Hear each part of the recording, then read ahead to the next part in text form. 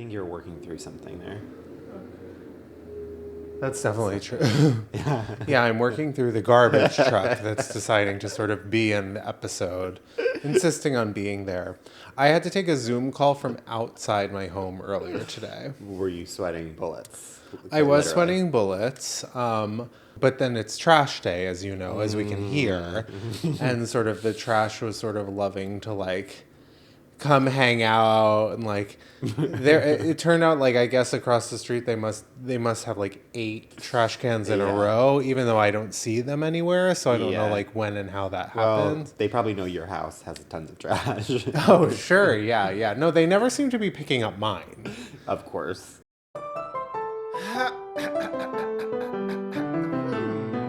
no.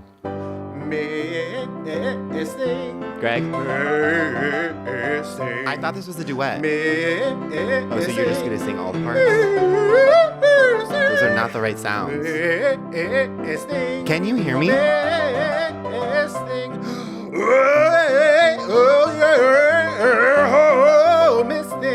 Bonk. Welcome to Miss Thing. I'm Greg. And I'm Tim. And this is a podcast that celebrates and appreciates the missed things of the past, present, and future. Yeah, in every episode, we take a key moment from our Miss Thing storied career and do what we do best, which is sort of make it all about us. Of course. Greg, how are you? How am I? Well, I'm obviously so brat today, wearing this shirt. Mm-hmm. Brat summer. Brat Summer. Mm-hmm. Well, famously, I realized I saw Charlie XCX recently, and it was all like green background, and everyone was wearing green. And this is our green episode. We're both wearing green. I'm like blue, but green You're shorts. Serving like teal. Aquamarine. You're serving ocean, but I'm serving JoJo in aquamarine. Sure, of course. And you are a brat. Regardless.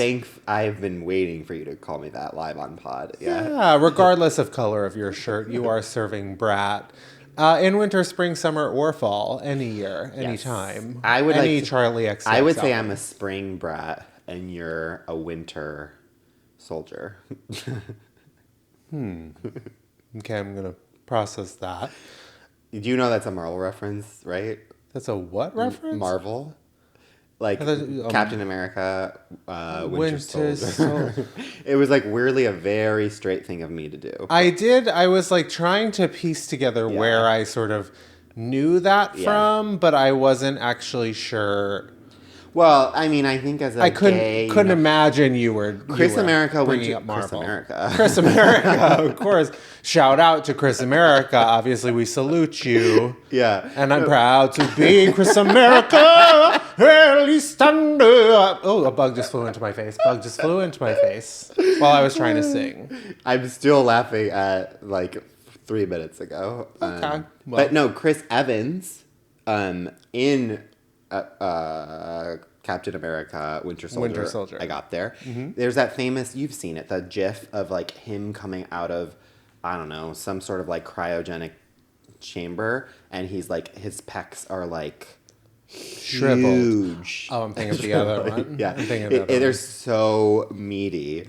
And it's like he's like breathing deep, and I feel like it's like a gay GIF that people will send. And so that's why I know the Winter Soldier. Of course, my mind is so there with you. My mind is also so on Not Another Teen Movie, famous. Oh my God, the whipped cream famous bikini. The whipped cream bikini with the cherries on top. But also, I sort of can't, we need to nip something in the bud right here, because you are here on this pod today saying GIF.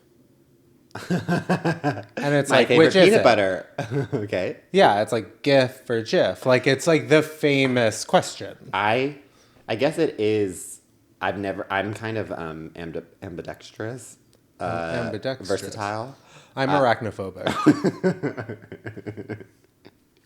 That doesn't check out because you're doing a podcast with a notorious spider, right? Black Widow. Yep, you got me all tangled up in your web. Exactly. What a tangled web we weave here on Miss Thing Pod. Just call me Charlotte. Miss Charlotte Thing. I think it's called. I think I would say GIF.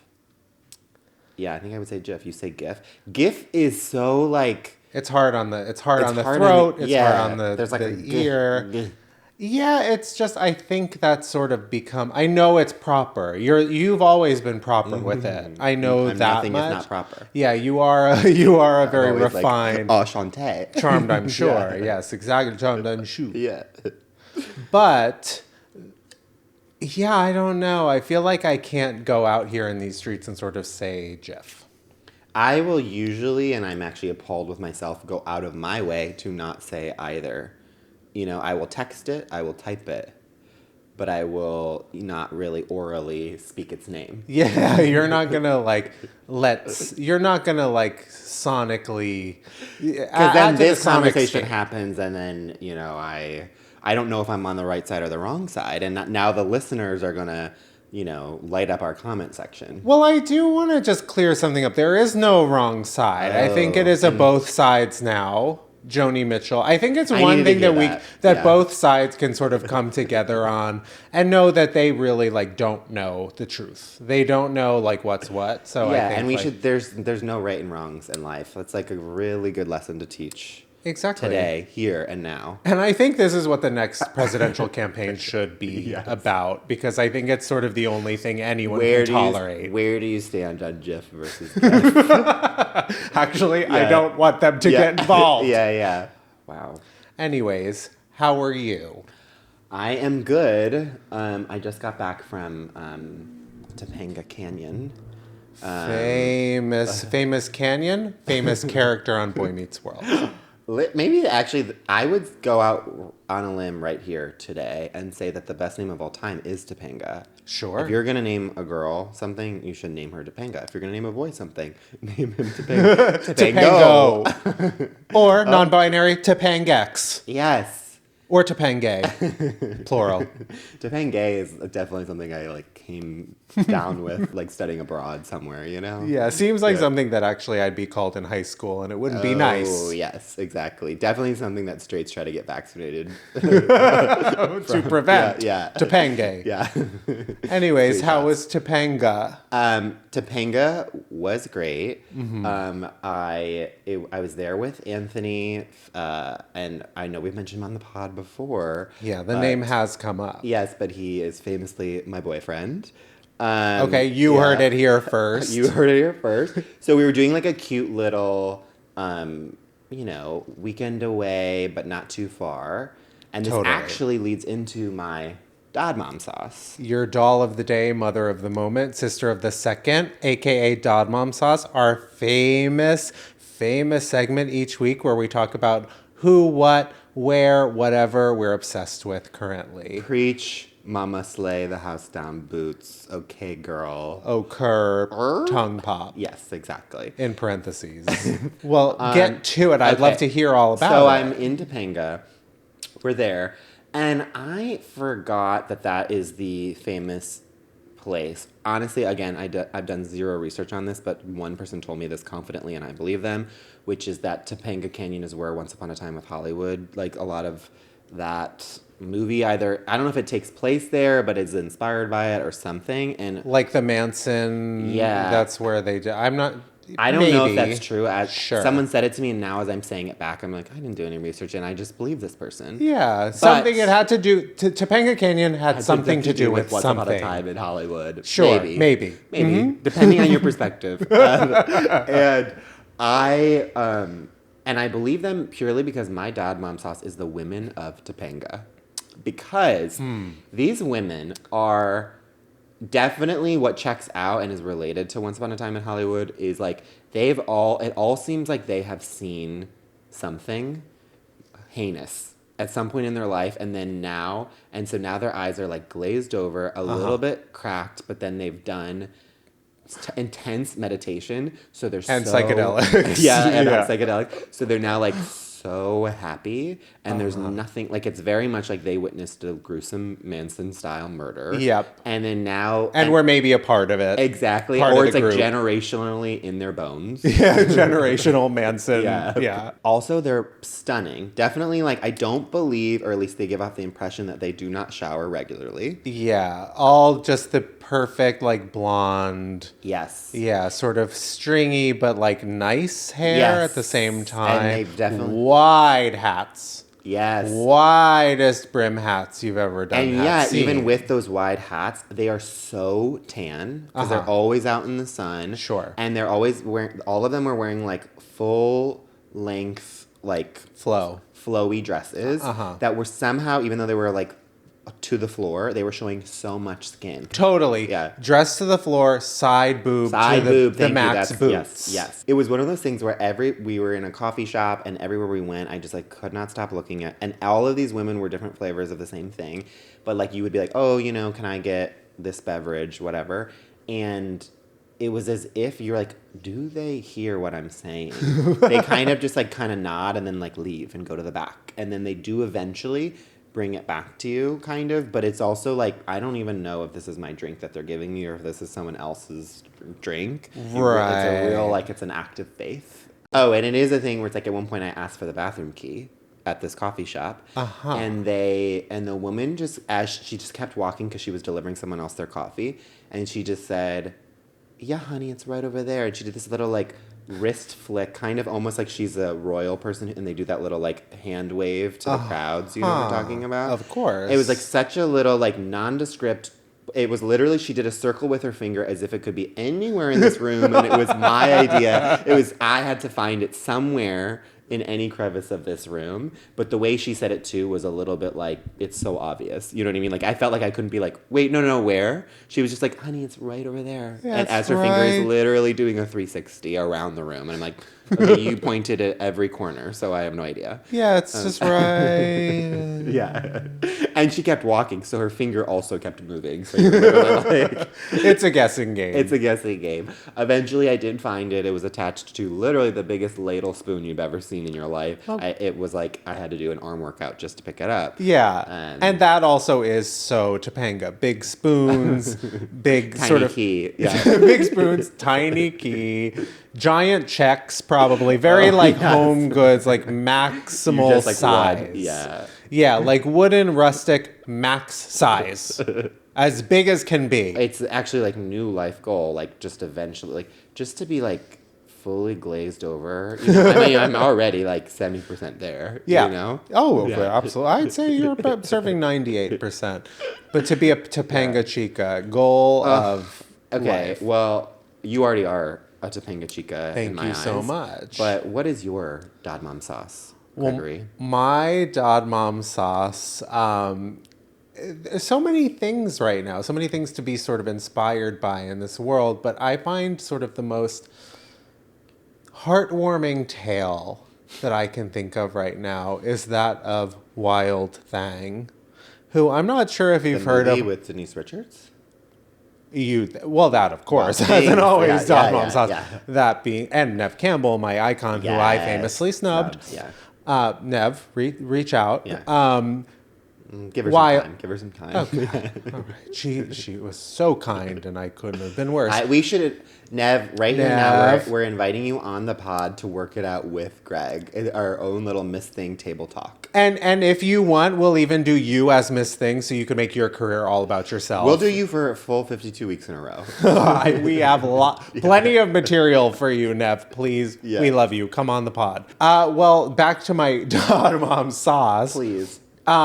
It's Wild Thang. So Wild Thang just recently won World's Ugliest Dog. You know how every year... I don't know what you're talking about. Okay. So there's a contest every World's year. Ugliest Dog. And then so the dog's name is Wild Thang. The dog's name is Wild Thang, and it just won World's Ugliest A's? Dog. Just one A? Like T-H-A-N? One A. Okay. One A. Okay. But the thing that I find so inspiring about Wild Thang's tale... Wait, their literal tail? Well, they're mangled. They're actually their story, but their tail is quite mangled. Okay. That they've been entering. Yeah, well, that's why I said face forward on the pod. Wild Thang has entered this competition 5 years prior. She's lost 5 times in a row, and finally the time has come to win. Go on with your bad self, Wild Thang. It gives me so much hope. You too can be the world's ugliest dog. If you try hard enough and you keep going, you keep showing up, you keep putting in the work. Unfortunately, I have actually, without trying one, world's ugliest dog 4 years in a row.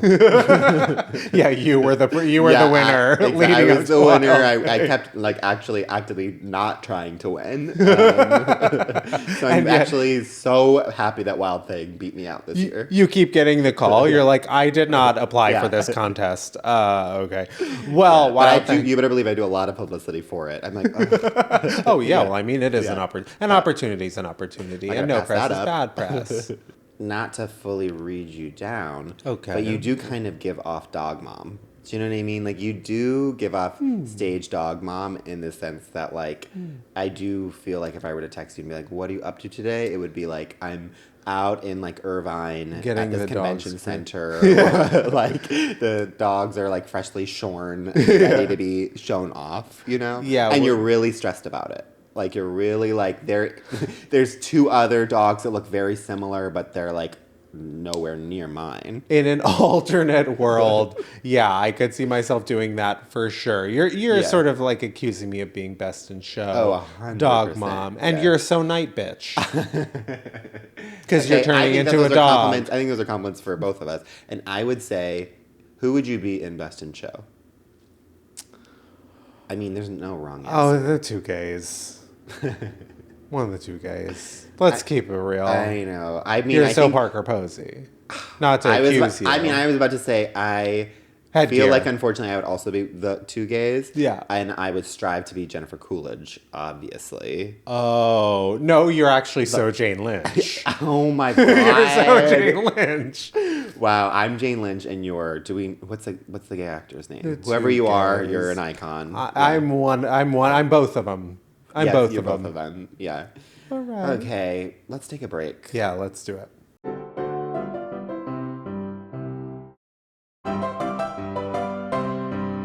We're back. Hello. I missed you. It's been so long. Yeah. So it's time for our Miss Thing.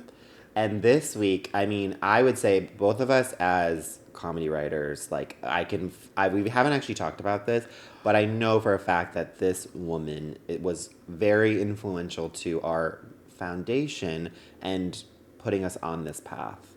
Big time. Like, maybe for me, one of the main. I mean, I would say of the last 20 years, like, she is the most influential, like, comedy writer. I would say so too. And that person, of course, is Tina Fey. I mean, the credits. The brainiac, the beauty. Yeah. I love Tina Fey so much. Obviously, 30 Rock. Mean Girls. Mean Girls, the stage musical. Oh, right. Mean Girls, the musical movie. Now streaming on Paramount Plus. Yes. Mean Girls, the extended edition. And I believe there is a Mean Girls 2 straight to DVD, but I don't think she had anything to do with that. But she probably took some of that money to the bank. Oh, absolutely, of course. The former head writer of SNL famously played Sarah Palin. If you are around Greg and I's age, like, you had Bossypants as, like, your one of 3 books that you owned. Yeah, Bossypants in hardcover. By the way. And you flaunted it. And you were like, I read, and you would just bring out, and then they'd be like, what do you read? And it was Bossypants. And some, like, lady in her 30s would pass and go, I love that book. Then she also has Sisters and Wine Country, Baby Mama, and to me, which I will say, as someone who is obsessed with watching award shows, her and Amy Poehler, in my opinion, are the best hosts of any award shows ever. Golden Globes.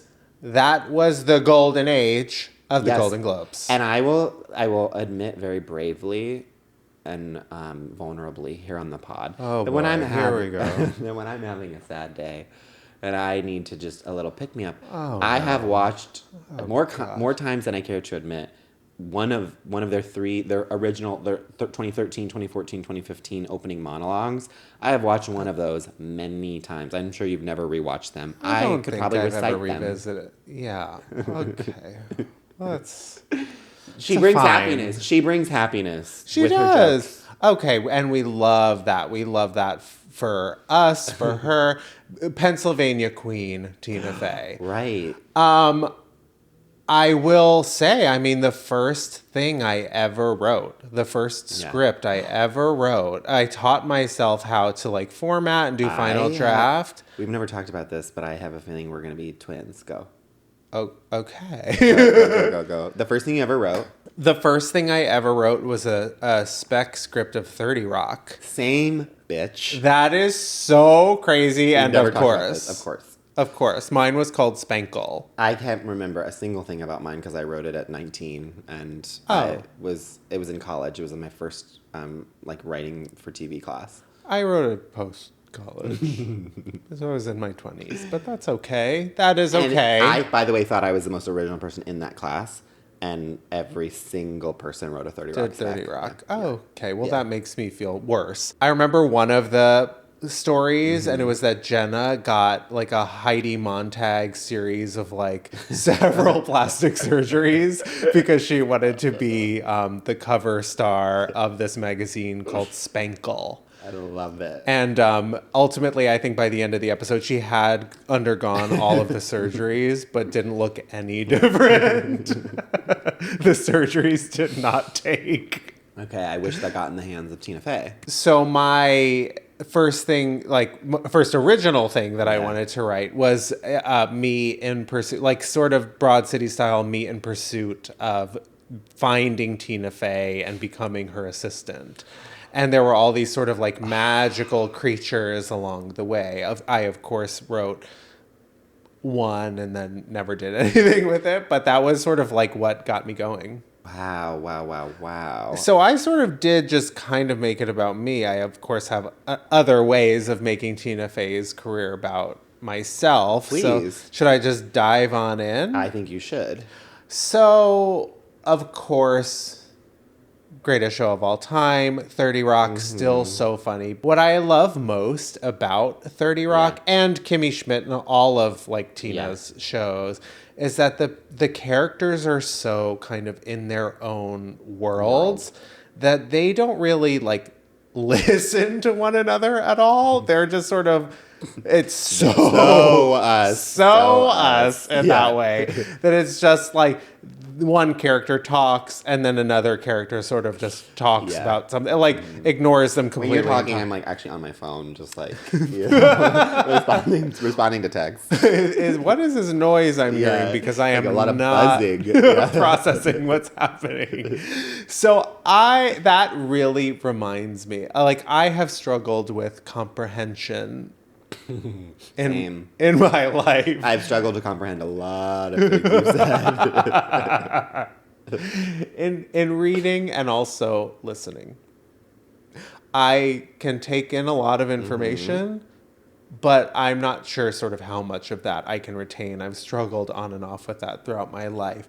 So there was, when I was growing up in New Jersey, there was a standardized test that we used to have to take every single year, K through 8. I fucking hate standardized tests. Oh, they're the worst. Yeah. I mean, how do you prepare?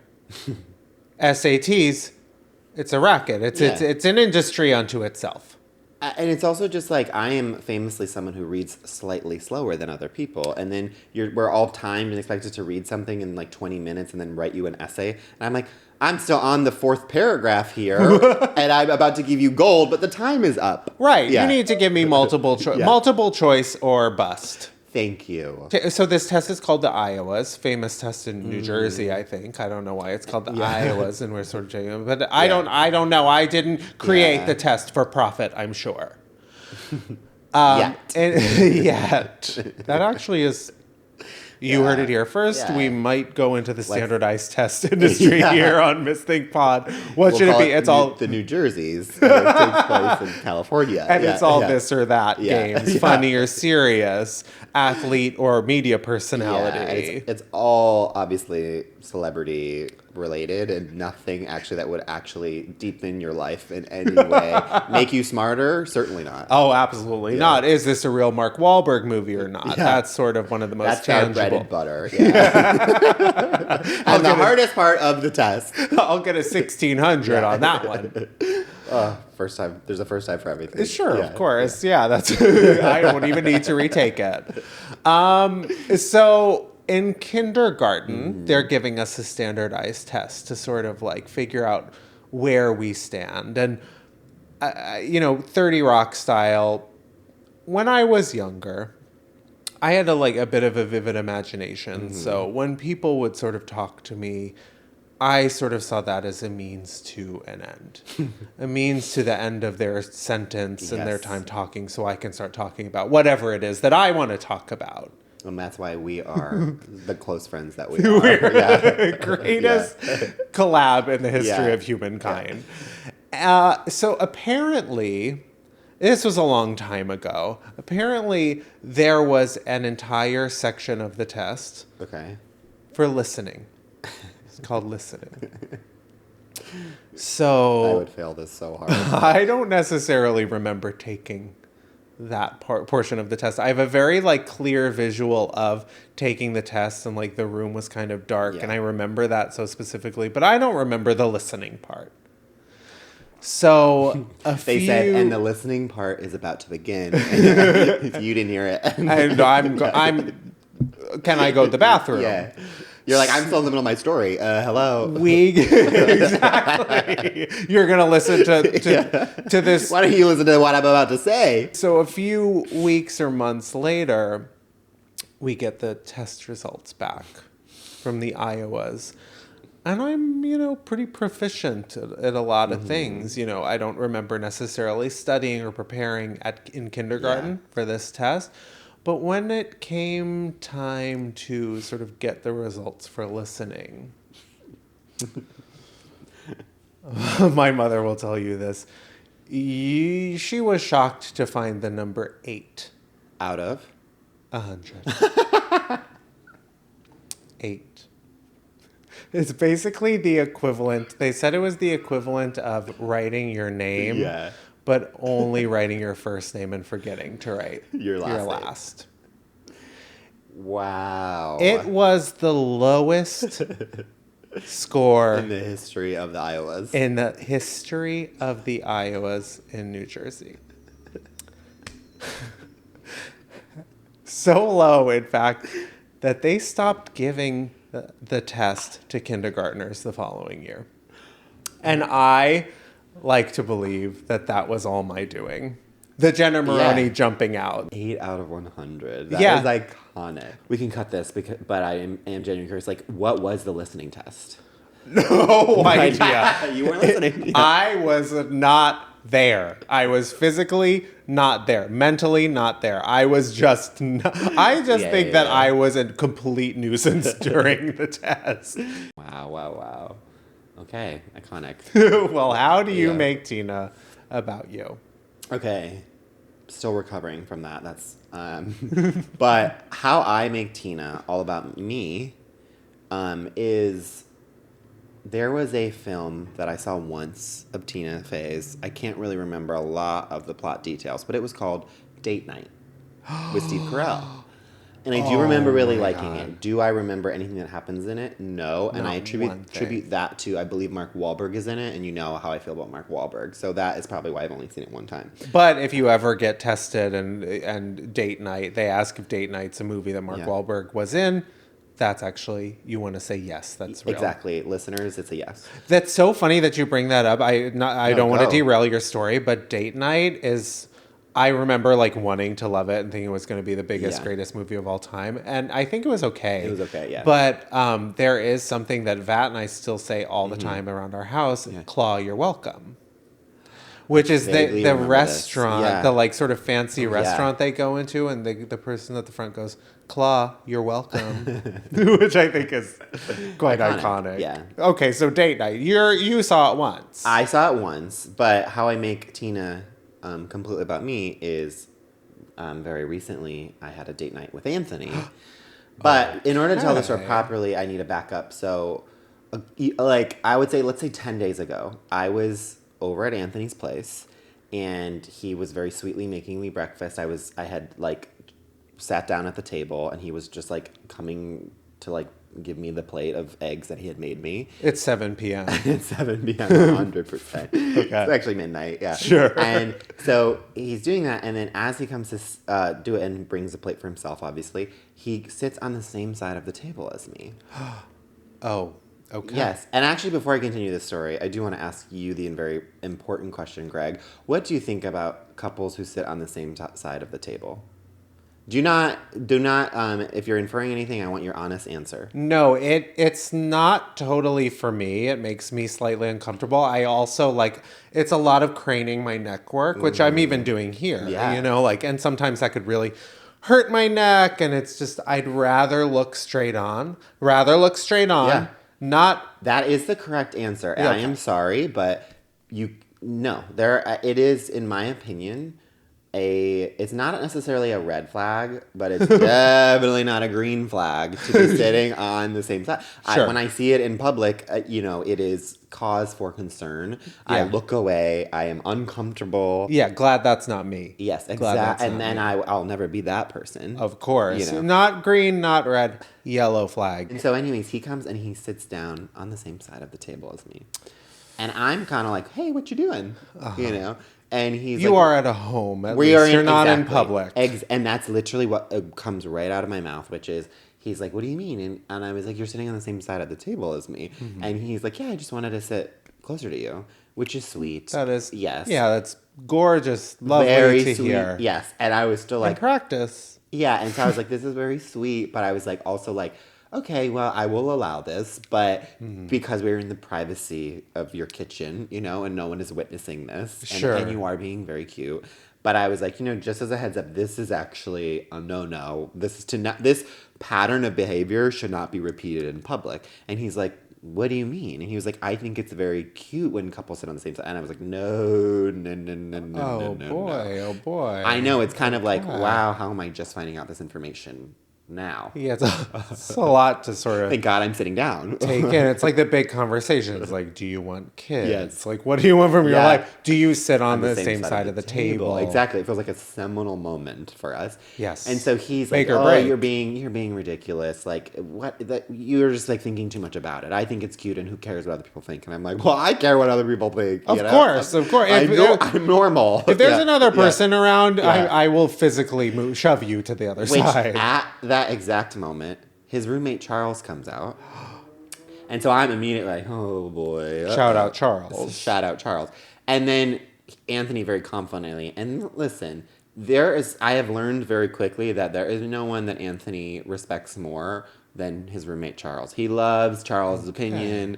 Shout out to Charles. Okay. But so Charles comes out, and Anthony very confidently turns to Charles, and I'm like, oh, here we go. This is make or break for me, because if Charles, whose opinion he respects so much, agrees with him, I'm kind of utterly fucked, Yeah, and this is a big moment. Yeah, it's kind of like we're at the climax of the horror film.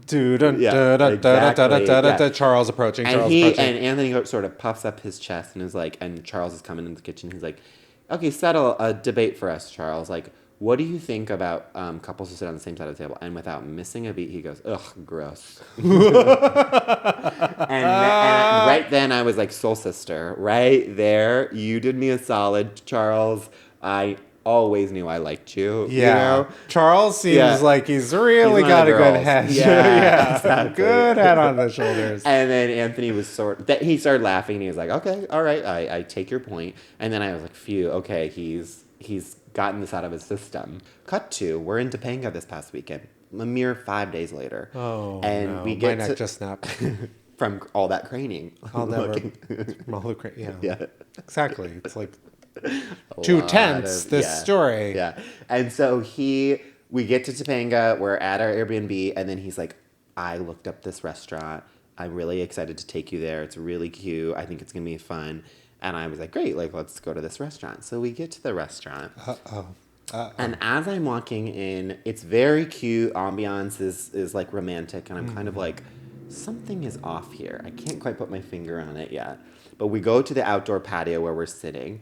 And as I look at, it's all like 4 top tables or whatever, but there's just 2 chairs on each of them.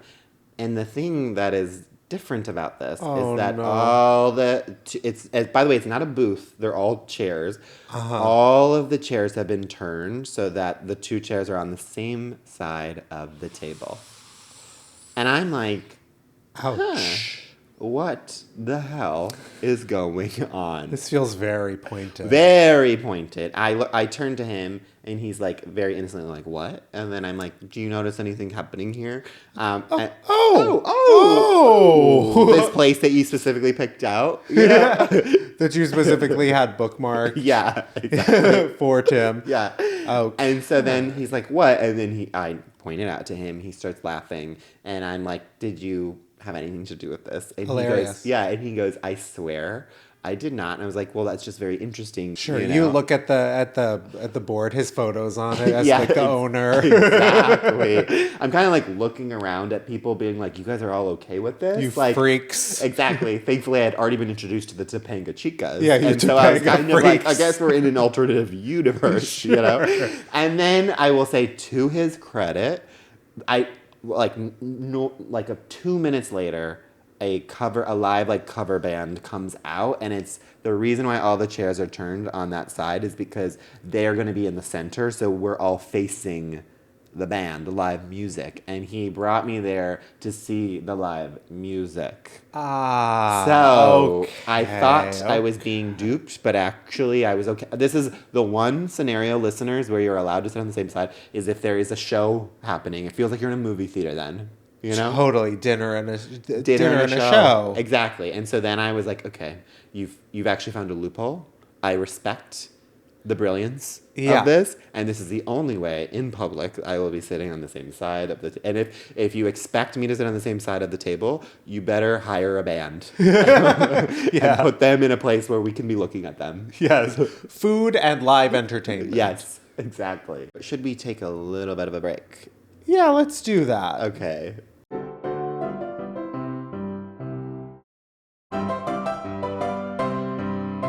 Welcome back. We're back. It's time for our famous segment, Diva Down. Yeah, Diva Down is our famous weekly segment where we offer unsolicited advice to something in the culture that really needs our help right now.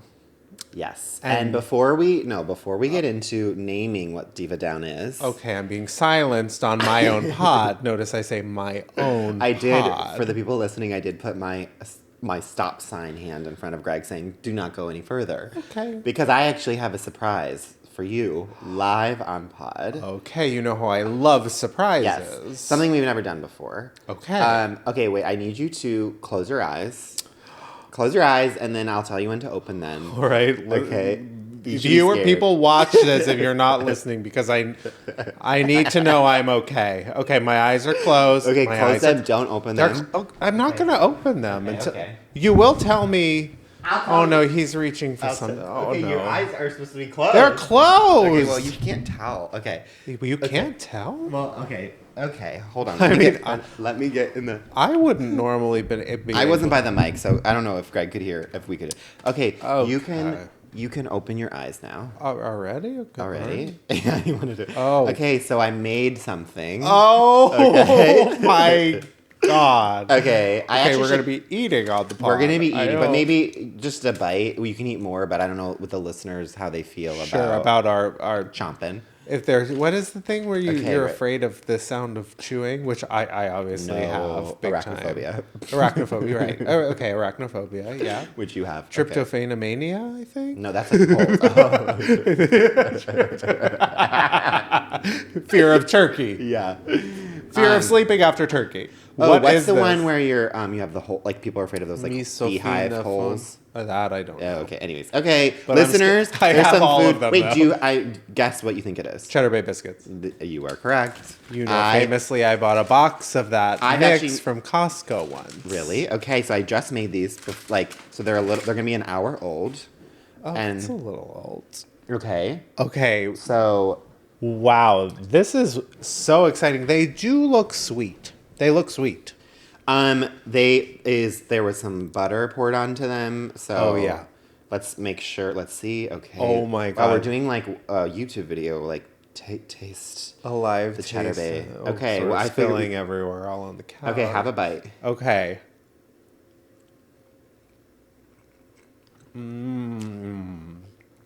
Great. You can be Delicious. honest. Delicious. I've They never made. slap. I would like them warm. But we have been recording. Well, I was trying to surprise you. Dry. I was trying to surprise you, and I didn't want to. And then I was like, if I have the oven on, they'll be fragrant, and then you'll kind of know what's coming. I am so glad you made those because these are obviously the famous item from Red Lobster. Preparing for this episode, I was so. All of my thoughts were not consumed on what I was going to talk about, and more so, how will I keep these warm?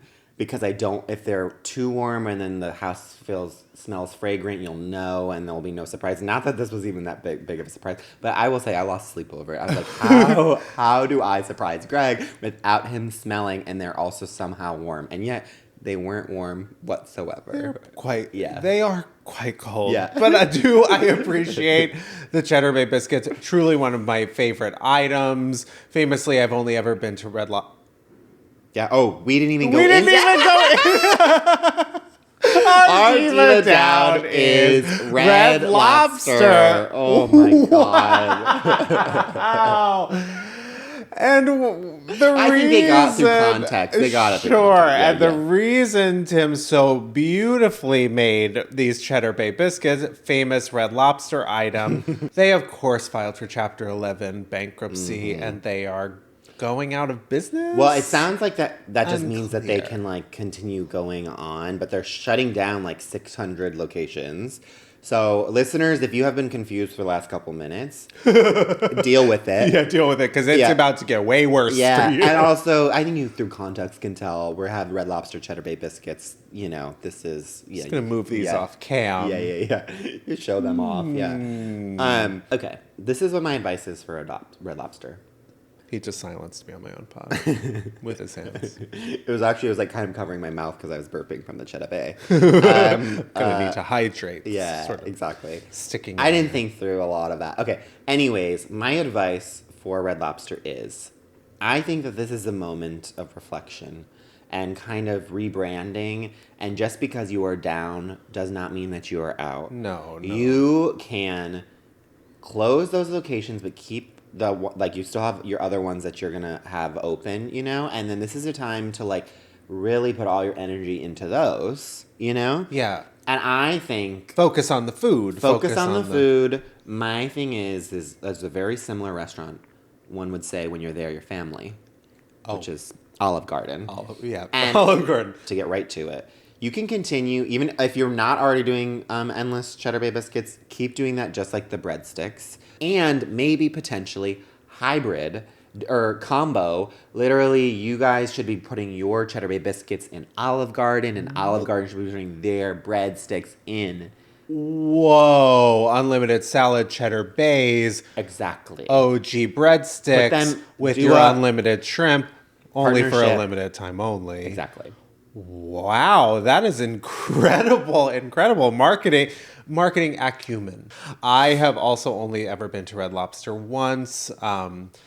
That was completely shocked to learn that. I was never allowed to eat it as a child. We were very Italian based. We also never went to Olive Garden, but I did grow up in New Jersey, which is sort of like the Italian, the mecca of real Italian food, or at least some would say Italy. Yeah, well, real American Italian, like Italians use.